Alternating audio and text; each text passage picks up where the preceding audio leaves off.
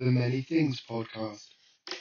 So basically, Liz Truss is now in power, and for like a week, right, everyone was kind of thinking the Rishi Sunak was going to be in power. Now, correct me if I'm wrong, because you know more about politics than me, but wasn't it the MPs had a vote, and far more of them voted for Rishi Sunak than Liz Truss? Yeah, the final stage of the vote was Conservative Party members, which were nationwide Conservative Party members, 170 or so thousand of them. And of those, 60% of them voted for Liz Truss instead of Rishi Sunak. And that's how she got into power at the end. Is that right? Yeah, I think so. Yeah, the process is not like it's not democratic, and they always say like it's a similar to situation to Theresa May, where they said, "Oh, you need a mandate," and all this stuff, but then they get rid of their own leaders and then say, "Oh, we need a mandate," and they don't like them. But yeah, I mean, this is the problem with these systems: is if the members and the MPs don't agree, then they end up with like these kind of issues. And also if the country disagrees. But most people disagree with her because she's a conservative rather than because it's Liz Truss, if that makes sense. Because a lot of people, obviously, if you're a Labour supporter, you're not going to be happy with you wouldn't have been happy with Rishi Sunak either.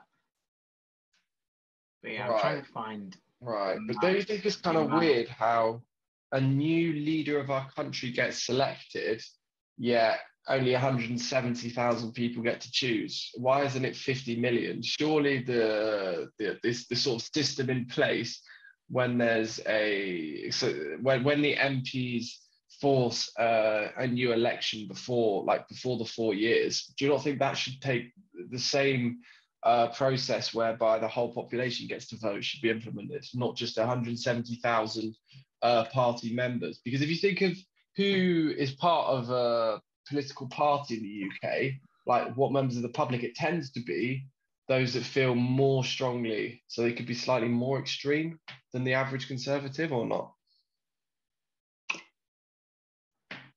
Wait, say it again. Oh, most people aren't that politically. Like, who do you know that's a member of either the Labour Party or the Conservative Party? It's people that feel more strongly about politics. Yeah, I haven't ever joined a party, to be honest. Yeah. But also you can't,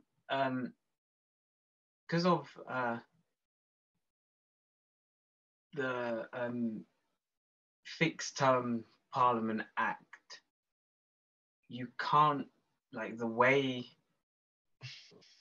you can call elections is that the only way you can trigger one outside of the 5-year cycle of Parliament is if 2/3 of MPs, like all MPs, vote in favour of having an election. Which is how Boris lost his job. Yeah, or if the government loses a vote of no confidence, and no government can be found or formed within 14 days. But the thing is, you can usually overcome, like, the amount of elections like we've had is a bit, like, the amount of elections we've had in the past 10 years is crazy. It's kind of not in line with this, and you can get past these acts a lot of the time. But yeah, it's so complicated now because they keep the way they call elections and the way they don't really. I feel like a lot of these acts, like, you have to stick by them, but there's ways of getting around them. If you really want to call an election, but I don't think they will. They won't want to have another election because they'll probably lose. Like, I don't know if they Well, would lose. the polls the, say the, the they will Labour lose. polls, the Labour polls, the polls, sorry, not the Labour polls, the polls, Labour are way up recent polls, aren't they? Since when they But announced sometimes the the mini polls, budget. sometimes the polls aren't really Representative. correct, but I think they're probably more correct now than before. We also get like what's known as a shy Tory, but when people say they wouldn't vote Conservative but then do on the day, although I'm not sure I think people are more and more unimpressed with the Tories than before, I think. But it's a question of although people wouldn't vote for the Conservatives, would they actually bother to go and vote for Labour then? Or would they just not vote? But Labour could still win in that scenario, actually. It just depends on the day of the people that turn up. Right. If they actually still vote, if they would actually vote for Labour in that situation, or if they would still stick with the Conservatives. I read somewhere how the weather on the voting day, the weather actually has like surprisingly big implications on the results, because most left-wing or Labour voters are more likely to come in via public transport, whereas most right-wing voters are more likely to drive themselves or something. Therefore, if it's like heavy rain or something, less left-wing, like people that are borderline on whether they're going to go out and vote, will actually vote. Yeah, it does have an impact, because if it's pouring down, if you're not that interested in politics and the weather is also very bad, you're not going to bother to go. Yeah. You're not going to mind missing it. And even the demographics, it tends to be the older people that vote. Like, I remember when I was at the polling station, the last election, I think, was it the Brexit referendum or the last election? Anyway, I was at the polling station and I asked the people running the polling station, I was in the countryside, oh, how many young people have been in here? And they were like, oh, we're not allowed to say. I was like, yeah, but it wasn't a lot, was it? And then they were laughing, but you could tell that basically not very many young people come in. So, but the thing I don't understand is so many young people are like political activists on social media. Yeah, I don't know. Are you actually voting? Well, if they are, but do you know what I mean? Yeah, the most politically active are the elderly, which is why you end up with Tory governments a lot of the time. But I'm reading this fixed term Parliament Act, it's actually been dissolved. I'm reading it now. It says, what does that mean? It basically is the dissolution and calling of Parliament Bill received royal assent in March this year. It repealed, the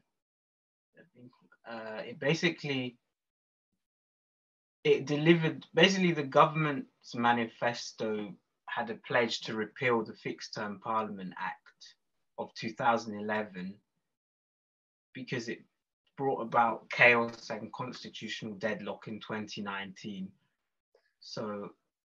Therefore restored clear and flexible constitutional arrangements that served successive government and parliaments for generations. Basically, they repealed the Fixed Term Parliament Act.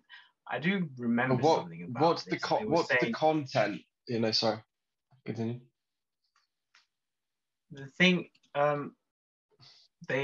Parliament in this when they repealed it, they introduced some new bill, and the measures which have been approved by Parliament. The measures which have been approved by Parliament to do the following.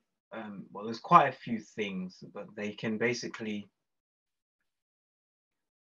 The sovereign can dissolve Parliament on the request of a Prime Minister, which leads to a general election. So the King is the sovereign. But king. It's quite. Yeah, it has quite a few things. So the King can dissolve Parliament on request of the Prime Minister.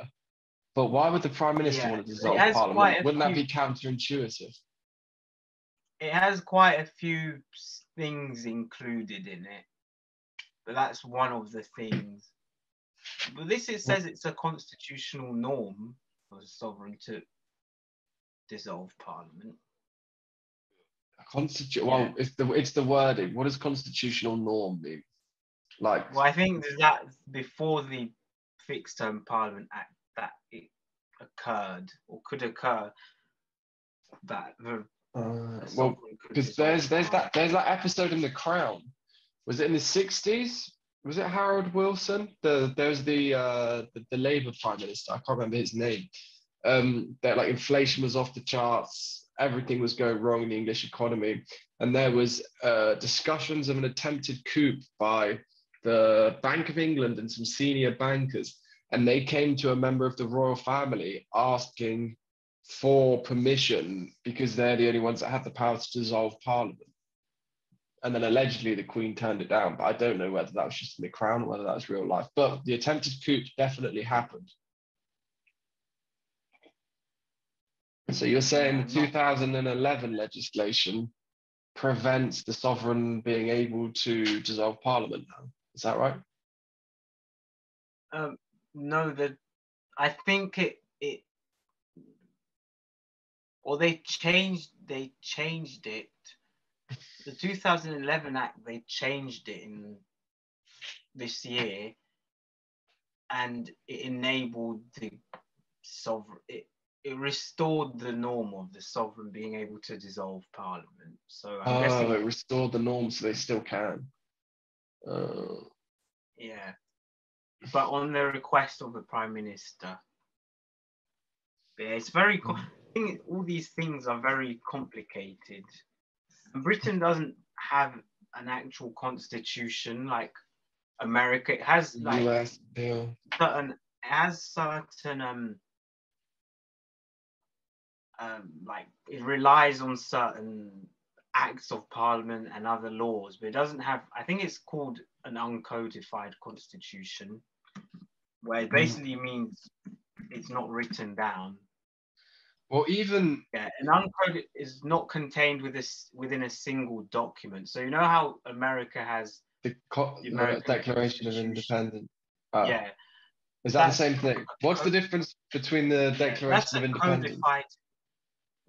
That's a code. Theirs is codified. What's known as a codified constitution, which means it's basically one document, and it has all the law, like all the amendments, like the Second Amendment, all this stuff. Like that's why they're always going on about it. The Second Amendment, the right to bear arms. Yeah, one's the right to free speech. Isn't that the fifth? Yeah, that's the I thought the Fifth Amendment was the right to remain. It's basically their right to remain silent under interrogation is their Fifth Amendment. I thought their First Amendment was the freedom of speech thing.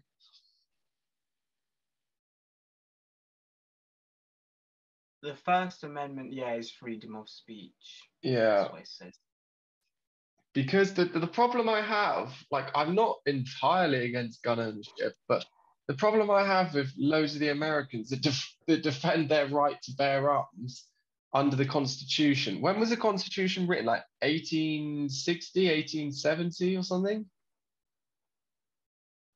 Well, the Declaration of Independence is 1776, isn't it? Okay, I was miles out. So like 250 years ago. But like your right to bear arms, think of the difference in guns between now and 250 years ago.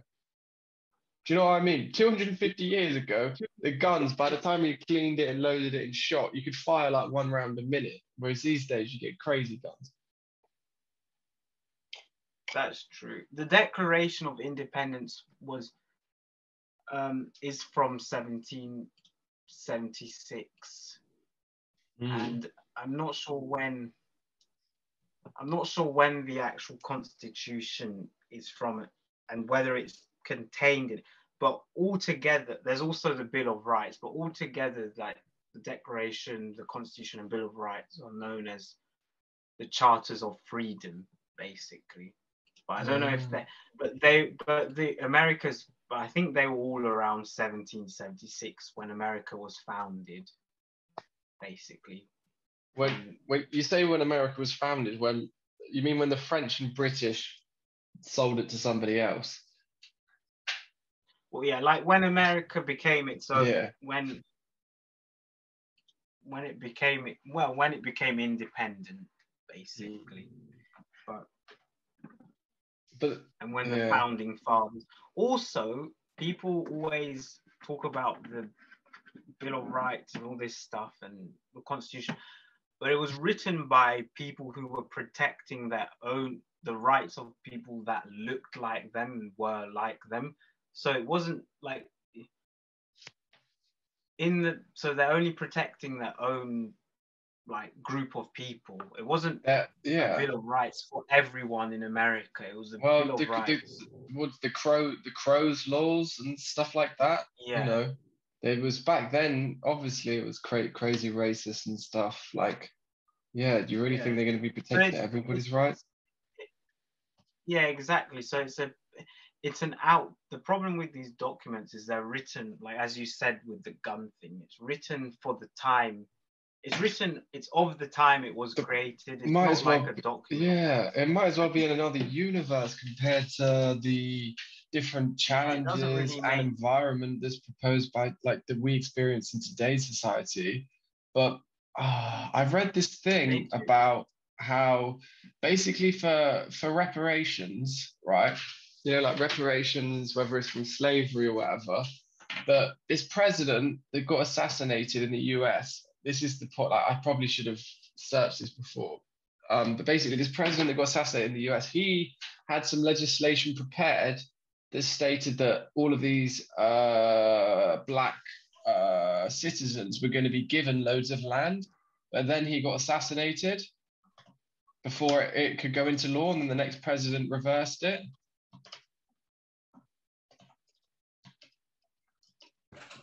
Yes, as I was saying, there's this Major General William Toochemeshes Sherman, some excellent pronunciation there by yours truly, in 1865, who met with 20 black ministers in some headquarters.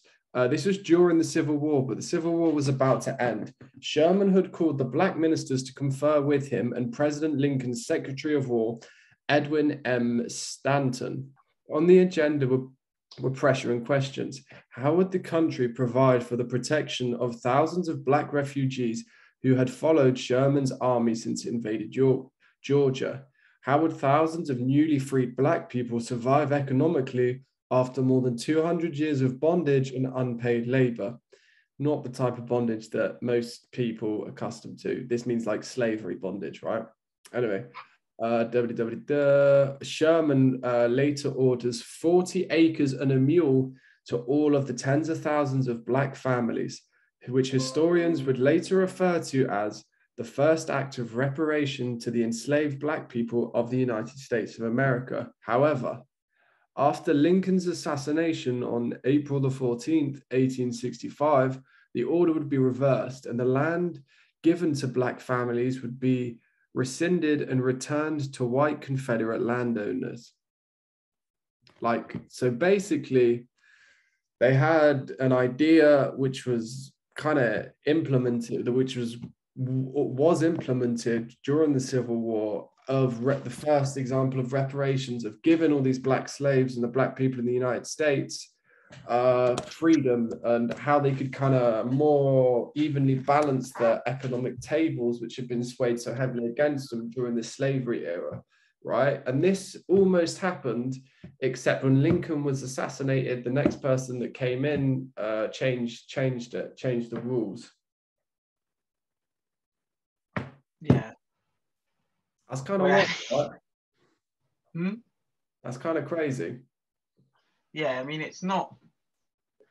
The whole point of reparations is that you basically stick with them or you're repaying them. But if they've taken them away, if they rescind them, then they're back to where they were. The reason it changed was because Lincoln got assassinated. That's the whole point. Like after he got assassinated, it got changed. So whoever assassinated him, maybe that's part of the reason why. Yeah. I mean, yeah, it could be. I mean, yeah, reparations are expensive. You Yeah, actually do them. super expensive. It's such a large sum of money. Like, if you actually did reparations Well, now, it would yeah, be an inconceivable amount of money because it's like per family, not even like it's such a big. And how would you calculate reparations? well, exactly. It's gargantuous numbers. Have you seen recently? Poland came out saying that they're seeking reparations from Germany for $3 trillion. Yeah, yeah. A lot of places want reparations for things that happened, but I mean, yeah, I don't really know the answer to this question because it makes sense in like in some circumstances it actually does make sense to request reparations, but you end up if you grant them, you set a precedent for just always having them. Yeah, it opened. It's not really affordable, No, but I mean it makes sense for people to want them if they've been that disadvantaged historically. So I don't know.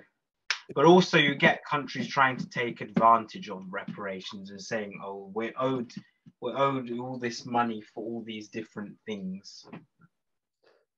Yeah, it's certainly a tricky one, but I mean, I don't think much of the West, like Germany, definitely aren't going to pay that $3 trillion to Poland because, well, they can't. Their entire economy is worth like just over that. They're not going to give up they're not going to give their entire economy to another country. But Yeah. I know what you mean. Like it's a bit of a slippery slope in terms of reparations, but I do think certain people do deserve it. I do think they do. But yeah, as you said, like where does it stop? How far back are you going to go?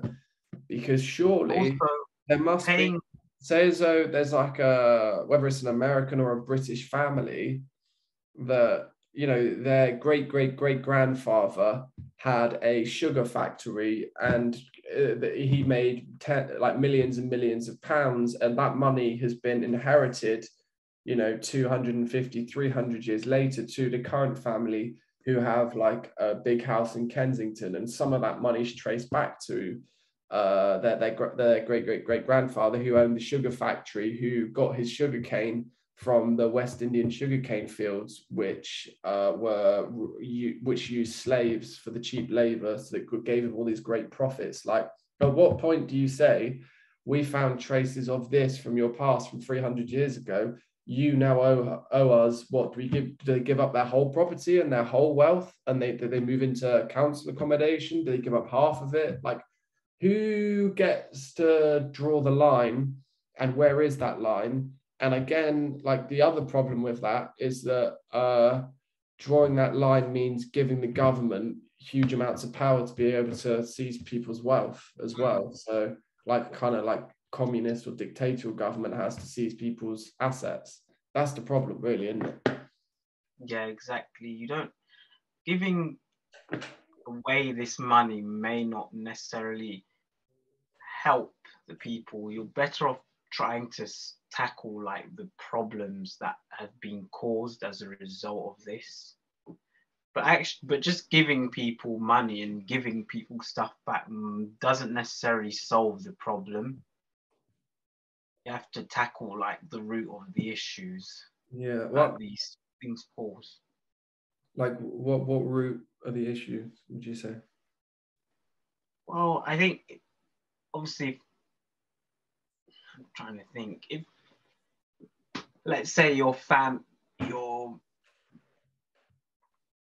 ancestors, I don't know, they owned like that sugar plantation, let's say, and you've been unable to access, as a result of that, you've been unable to access certain things just because your family have been like disadvantaged economically. But obviously the person that owned this plantation, their descendants will have access to loads of different things and will have better connections and things like that. But if you just gave the people money that are disadvantaged, it won't necessarily help them because they may not spend it on the correct thing. But if you kind of invested it in like certain schemes to help certain people, to like if you had like a scholarship that would help certain people, like stuff like that, or if you had certain companies had to employ people from certain areas. Yeah, well, I think the danger with setting quotas, and that's the that's when you go to an area of positive discrimination. But I think the scholarship, like, oh, their children, grades dependent, get free education in these certain institutions. They don't have any student debt because of the links of their parents worked all their lives without gaining anything. So why don't we give them an extra? I think that could work for sure. That would be an interesting area to explore. Yeah, I think that would be a good policy. But yeah, having quotas doesn't really work because then you end up because then it doesn't necessarily create a better society. And the quality usually goes, like, a lot of the time when you introduce quotas and stuff, the quality that you get can go down because you're not necessarily hiring the best people. You're just hiring people to tick boxes. Well, from a cricket perspective, obviously everyone knows the history of South Africa and the apartheid system, which was, like a hideous system that literally denied blacks of like basic human rights, denied them job opportunities, all sorts in South Africa from like the 40s to like the 80s, whenever it finished. In the cricket for the ODIs, which is the one day, the white ball cricket they play, there was a leak of, I think it was Cricket South Africa's emails or some sort of documentation that revealed in memos that as recently as 2015, the South African team had a quota whereby 2 black players must be in the first 11, must make the team every single match. So and they had that in 2015. But because sometimes I did see some of the players thinking like, oh, he's been playing rubbish for ages. Why hasn't he been dropped? And then that that's kind of counterintuitive. That's not really equality either. You know what I mean? So it can. Yeah, it doesn't always work in the people enforcing these policies. It doesn't always work in their favor. But I don't think that nothing should be done either, because I don't think it's fair. Like, for example, India has been independent state for just 75 years. Now, if you look at families, how often, like wealthy families, how often wealth moves between families, like not that frequently, definitely not within 75 years. And I can't imagine countries is too much different. So how much is wealth going to change hands between countries in 75 years?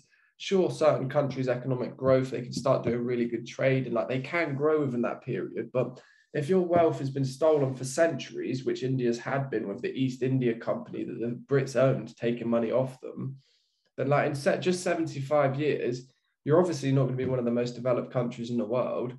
You know what I mean? Yeah, if you had most of your resources removed and taken, you don't have anything to build from, so you can't actually get ahead because you have no basis to start from. That's the problem, because they've all been diverted to other countries, so you can't actually you can't start. You have no starting point, basically.